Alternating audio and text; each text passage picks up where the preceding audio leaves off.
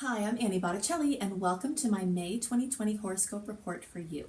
I am over the moon excited to announce the launch of my new book, Planetology: How to Align with the Natural Rhythms of the Universe. And this is published through Watkins Media in the UK, and facilitating distribution worldwide is our partner, Penguin Random House. You can look up Annie Planetology in any search and you will find it for pre-order, and you can get more information about it. I'm very excited, and I hope it really helps you because that's the intention of my creating it. So I'm going to give you a quick introduction here, just about some general things to know, and then we'll get into some a lot of sign-specific things, really focused on Venus retrograde, where it's going to show up for your sign, and the special things to know about that, and also where this June 5th eclipse is going to show up in your chart. This is really critical because we are entering eclipse season very hot and heavy as of May. You might start to see eclipse manifestations even in April, 6 to 8 weeks before. The eclipses tend to get very hot, and we've got this grand finale of the Capricorn Cancer eclipse cycle. So lots of things involving home and work, and as we see now with what's going on with the coronavirus and all of the breakdown of things in the world that seem to be related to the coronavirus, but really all of this is astrological. A lot of topics of home and work and working from home and distance, everything about distance and distancing is coming up in a big way. So this eclipse cycle is going to bring a lot of information about how this is all going to go. Definitely stay tuned after this video. I will be putting at the end my video called The Astrology of 2020, and that's going to be my input on the coronavirus as it relates to the astrology, things that are going on with the systems in the world, and how I believe we can make the most of the opportunities that are coming and deal with the challenges that are also here. Okay, so definitely listen for that after this video. So there are 3 eclipses, one on June 5th, a lunar eclipse at 15 degrees of Sagittarius. Then we have on June 21st a solar eclipse at 0 degrees.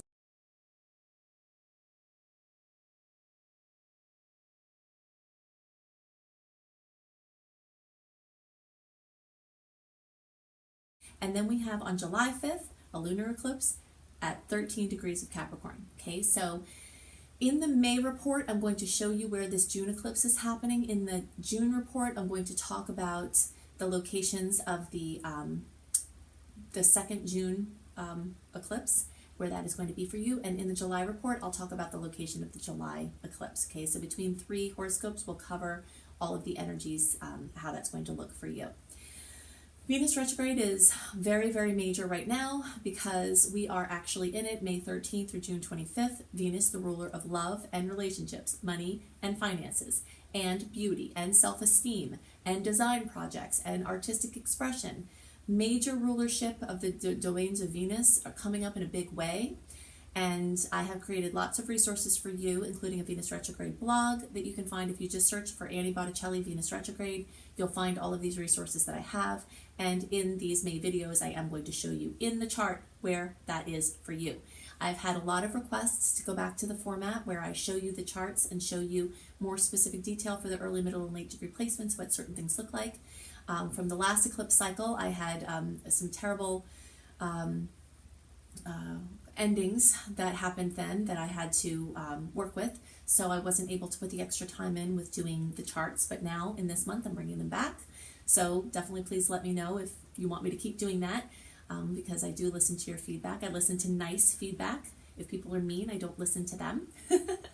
So anything nicely worded, I definitely take into consideration. So we've got a really very important month here. 2020 is one of the most pivotal years of our time. And so May is another cog in the wheel of this time. So I'm going to go into a lot of those details of what that Venus retrograde specifically is going to look like. So let's go ahead and drill down to this sign specific. Oh wait, one more thing. I am creating a free course on claiming victory from viruses. Okay, this topic is very near and dear to my heart, which I will explain in detail in the actual course, why I know so much about this. Spirit has been prepping me to assist with viruses for a while, and there's just way too much information on this topic for me to bring out in the videos. So I'm going to create a whole class about this that I'll continue adding to. So you can register for that class at lumelife.com, L-U-M-E life.com. Search for Luminous Life Multiversity in my name, and you can see there in the free course listings that you can enroll in the school and in the course for free, so that you can understand how to protect yourself from viruses, understand what they're doing. And I also will go into quite a bit of detail about the bigger picture of how viruses are part of our human evolution and how to work with them in the video called Astrology of 2020 that will follow this video. Okay, so now let's go into the sign-specific movement of Venus retrograde and what types of implications we can see from this and that placement of the June 5th eclipse for you. Hello, Taurus friends. Okay, so we're going to look at where Venus retrograde is going to show up in your specific chart, whether you're early, middle, or late degree placement. We'll go into lots of details. We're going to see where that first eclipse in that triad of transformation of 3 eclipses we have coming is going to hit exactly for you. We're also going to talk about why the money wheel may be turning your way at this time, and I'll show you on the charts. Many of the things I talk about will be true for all Taurus placements, but there will be times where I'm talking specifically about a certain section of Taurus, and so we want to know where you are on the Taurus spectrum. Okay, so early degree Tauruses, April born, or 0 to 9 degrees, and this is also for you equally if your moon is in Taurus or if you have Taurus rising. Okay, so not just the Sun Taurus placements for this whole reading. Middle degree Taurus, May 1st through 10th, or 10 to 19 degrees. And late degree placements from around May 11th through the rest of the sign, or 20 to 29 degrees. So the reason why I say around is because the sun doesn't move into Taurus on the same day every year. So sometimes these dates are shifted by a day or two, but we'll get you close enough here. All right, so let's see here. So the first thing that I want to talk about is this money wheel thing. And this is going to correspond with the exact placements of where Venus is retrograde for you. But we're going to go back to more details about Venus retrograde after we're done with this part, okay? So this month we've got a lot of, let's start with this, the planets here, Mercury and the Sun, are still moving through your sign. So we have the remainder of birthdays. Okay, so when the sun in the sky gets back to the same point that it was at when you were born, that's your birthday. There's also a special rebirth energy if you have your moon in Taurus or your rising in Taurus when the sun crosses over your Taurus placement. Birthday wishes are amazing astrological gifts because the sun represents what we want. So when the sun in the sky comes back to the place that it was at when you were born, it opens this portal for wishing. And that's what birthday wishes are about. So you have 10 wishes, you write them down, you say them out loud, and you feel them as if they've already come true.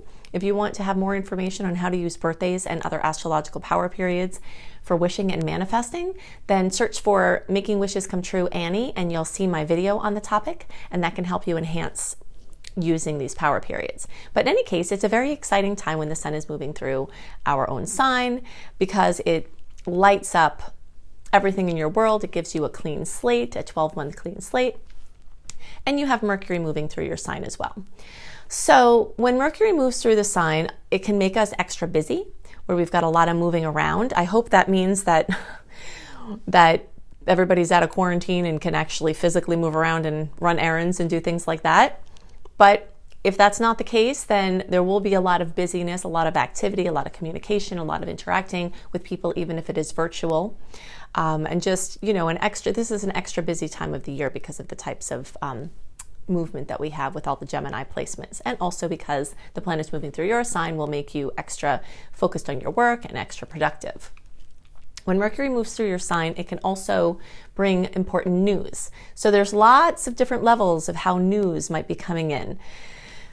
Mercury passing through your sign is one of them. The eclipses are another series, the Venus retrograde. So, you might find that a lot of information is coming to you, interesting things that are relevant to you. All right, so this Venus retrograde, now I've been using the early chart to talk about all these things, but what I've been saying has been for all Taurus placements. I'm just using this chart because we can only look at one chart at a time.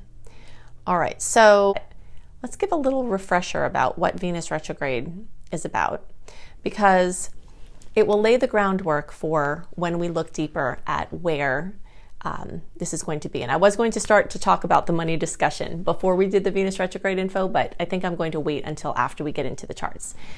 So we need to do this first. Okay, so Venus rules love, beauty, sort of beautiful lady, and money. And this is a lot, and design projects. So this is like a major domain, major series of domains. That's why I talk about it so much and for so long, because Venus retrograde tends to call things in question in the areas of life ruled by Venus. It tends to bring things back from the past, either things that are unresolved or gifts from the past, blessings from the past. So it's, it covers a lot of ground here. And the dates that we're talking about here are May 13th through June 25th for the official retrograde. May 13th through June 25th. But there is a shadow period from around April 9th or 10th through May 13th. And then after the transit until around July 30th. So this period of time extends the whole transit until around 4 months. So we've got 4 months of the things that have to do with Venus retrograde, which is why I've created so many resources for you. So make sure you tap into those. You can search for Annie Botticelli Venus retrograde. And also if you click more underneath this video, I have links to the Venus retrograde resources that I've created. So you can know everything possible about this transit and make the most of it, because there are some things to really be aware of. I had somebody post that they're not buying into retrograde shadow periods. So I wanted to discuss that because this is very, very important to know.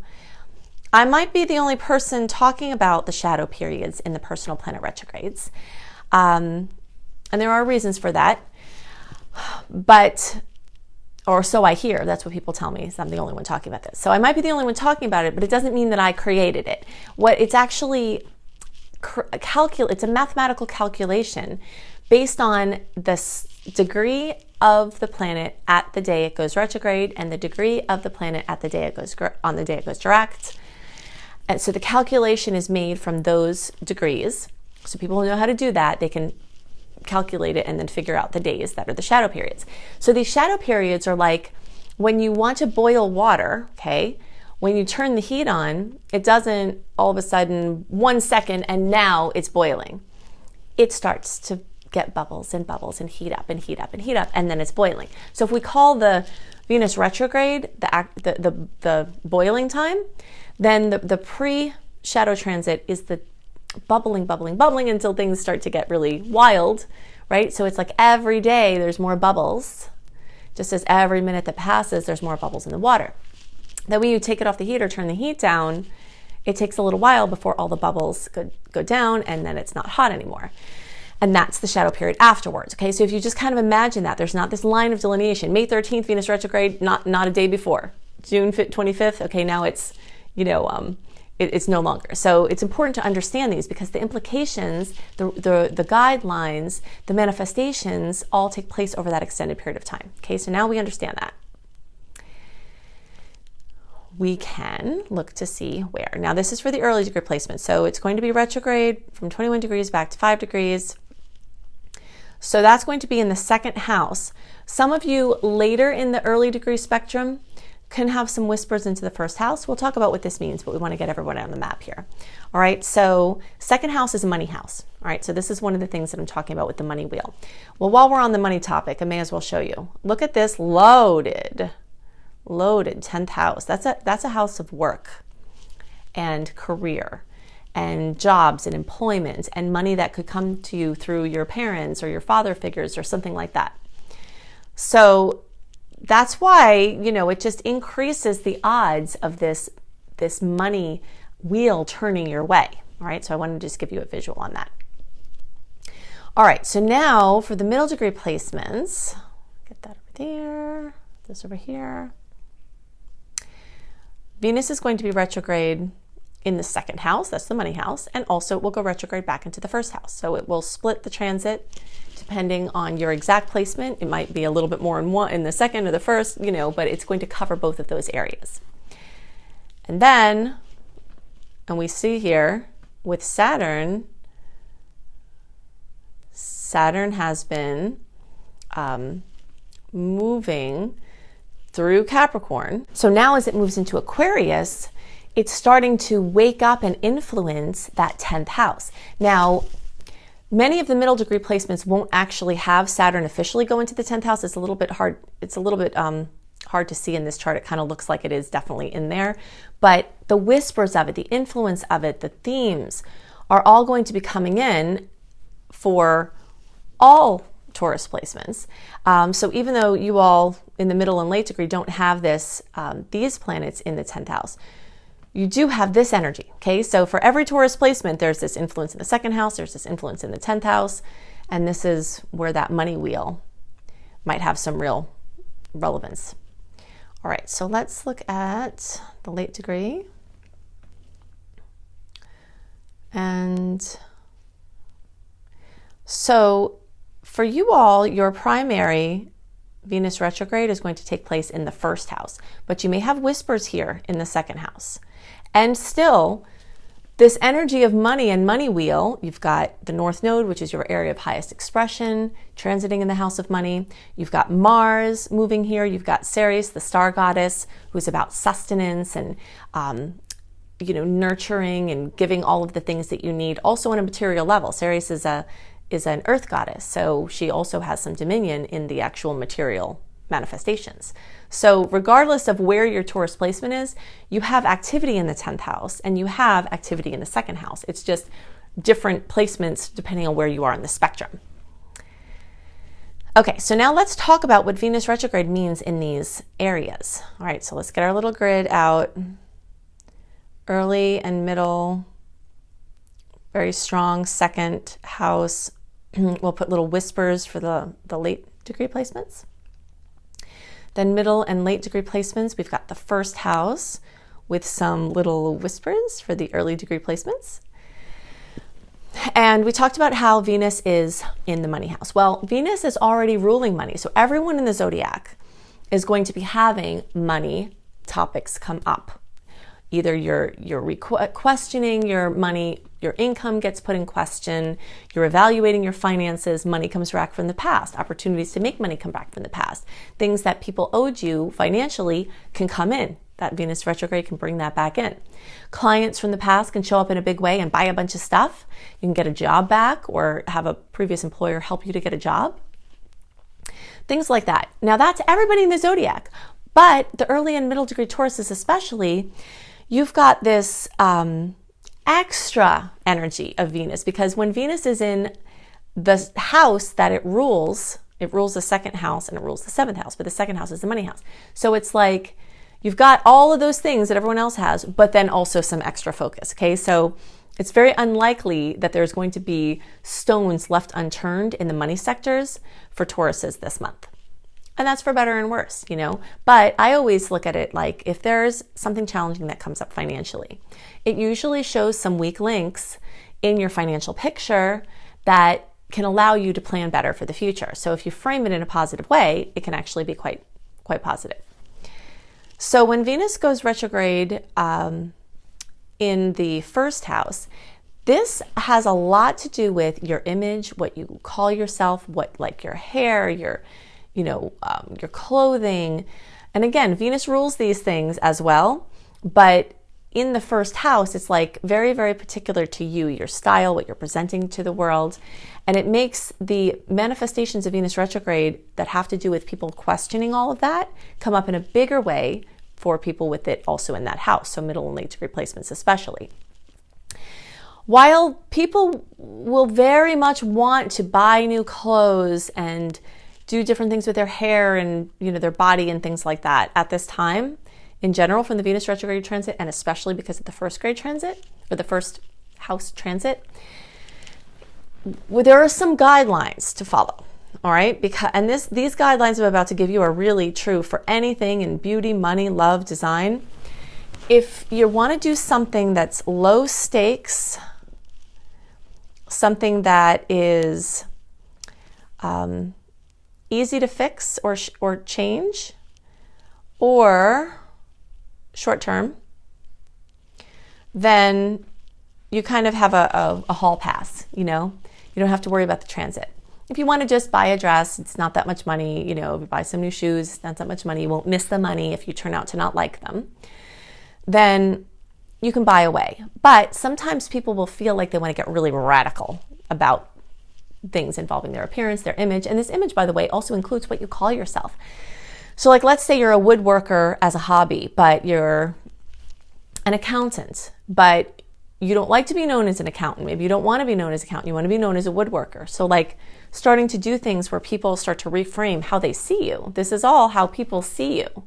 And this also can be your physical health, by the way. So you might have to invest some money in your physical health with this first house retrograde, because, you know, Venus ruling money and then going through your health house and your physical body house, you might be wanting to put some money towards something like that. But again, remember the rules: low stakes, easy to change, short term. So like committing to a year or more of a plan of some kind might not have as much oomph as a short-term pay-as-you-go, because things are going to continue changing over this retrograde, and you'll want to have flexibility to change things. Okay, that's why we have these rules in place. And part of why we have these rules in place too is because when we have the Venus retrograde, we have the Venus retrograde goggles that go on. Okay, Venus retrograde goggles come on in the transit, and when we see through them, we feel like we're seeing super clear, but we're really seeing like a warped view of the rulerships of Venus. So you might not be seeing clearly. That's why we say if it's high stakes, if it's hard to change, if it's long term, it's not necessarily as well supported. There could be exceptions to this. You have to follow the flow. We can't see your individual chart, and there could be caveats in there that supersede this. However, even those of you who have Venus retrograde at birth, these guidelines are still in play. What's different about people who are born with Venus in retrograde is that they naturally tend to behave in a way, like your default behavior is in a way that matches with how you're supposed to be in the Venus retrograde. So sometimes it's a little bit easier because your behavior is naturally like that. You see, it doesn't necessarily mean do all the opposite things, but you have to experiment and look back over past Venus retrogrades, see the decisions you made, see the results of them, and that's how you start to base your personal rhythm with these transits. So after Venus goes direct, the goggles come off, and a lot of times the tagline after Venus is direct is, "What was I thinking?" So that's why if you can keep things, you know, to these guidelines, then you can save yourself. Now, something else to know is that Venus retrograde can be a bargain hunter's delight. So you don't have to necessarily be afraid to spend money. It's just, you want it to be disposable money. You want it to be, you know, not making a big financial commitment to something and then Venus retrograde changing your circumstances, not being able to afford it, or finding out it didn't have as much value as you thought. But a lot of people will have these Venus retrograde goggles on, and they're going to be giving away things of value like crazy. They're going to say, "Get it away from me, buy this house for barely, you know, what it's, you know, less than what it's worth, buy this, whatever." So if you know this, and I don't like to capitalize on people's ignorance, that's why I try to educate people on it. But if people are not my viewers and they're not educating themselves about this, then I can't do anything about it.